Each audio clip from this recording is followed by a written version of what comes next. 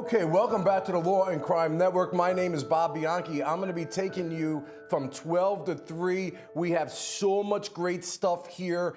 Gavel to gavel coverage. You know, we are the only trial network in the world, in the universe, that handles multiple high-profile cases with true crime. Dan Abrams production, great guest, a lot on the plate today. Okay, great. Gene Rossi, I got to bring you on ASAP because I know court is starting in this case, but I don't know if you've been following the testimony. We talked about the oddity of bringing 5 victims. In fact, I even called you later that night about the idea of 5 victims in one case. The defense was very powerful that they were going to go after these victims, and Jane Doe number 1 blew up in every way you can imagine, even with respect to her credibility and lying about her drinking issues, not being able to make identifications properly. From all accounts, she was not a good prosecution witness. What are your thoughts so far about this trial?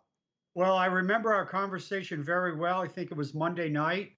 And I got to tell you, Bob, during our conversation, you and I, we had some concerns about Jane Doe's 4 and 5. And now I have some severe concerns, if you don't also, about Jane Doe 1. Yesterday, I was on with the great Linda Kenny Bodden, and I praised you. But I got to tell you, Jane Doe 1 yesterday did not seem very strong during the cross-examination. Yeah, Gene. And you know, when they're drinking and drug use is always relevant with regard to being able to assess their ability to perceive a particular crime. But when you lie about it and it comes out and then you say things like, well, I'm not the one on trial here, your credibility is being hurt as well. And that could run through the rest of the case because it fits right into the defense model that you have a supercharged prosecutor trying to go over a supercharged NFL player and make a square peg fit in a round hole. Jane Doe number 1, by all accounts, did not pass the test as far as bringing the ball forward for the prosecution. But in court right now, Detective Mike Benavides is on cross-examination. Let's go to court. Okay, so that's a detective, cross, recross, direct, redirect. Gene Rossi, I mean, this is really unbelievable. This 54-year-old woman who testified in a preliminary hearing, one, we find out she wasn't able to identify the defendant in a lineup. She misidentified him in court at the preliminary hearing.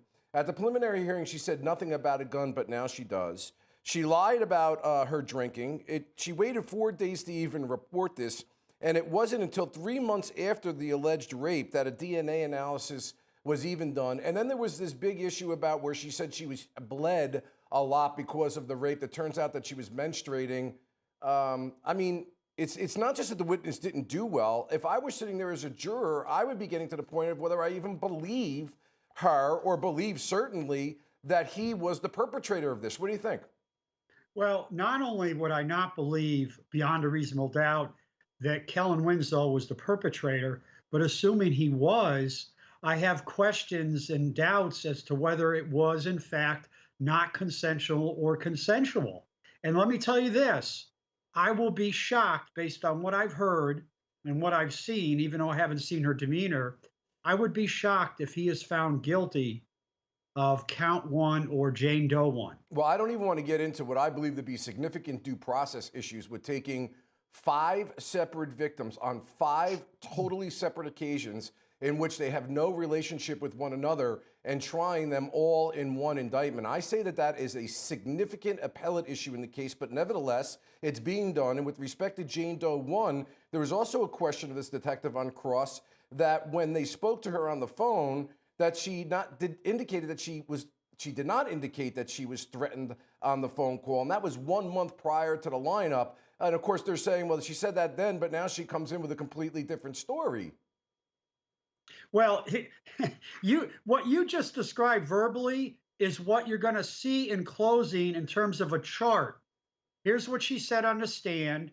And then the second column would be the reality. And if you get down to like 7 or 8 items where you have A versus B or yes versus no, a jury's just going to shake their head and they're going to say that that was overcharging. And it gets to what we talked about Monday night, Bob, is that if you have 5 strong counts, you can understand putting them all together and putting them in one indictment. But now it sounds like they have 3 Jane Does that appear to be somewhat wobbly. Gene Rossi, one thing that we have proven beyond a reasonable doubt in the show is we just don't talk between me and you from camera to camera on the Law and Crime Network, the only network in the entire world that has multiple trials like this where we do gavel-to-gavel coverage. But we're so excited about these cases, we actually are crazy enough to be opining about them at night after we get done with our TV appearance. Guys, we got a lot more on the network. I'll be here to 3 o'clock with Gene Rossi. We'll do a little business here at the Law and Crime Network and be right back.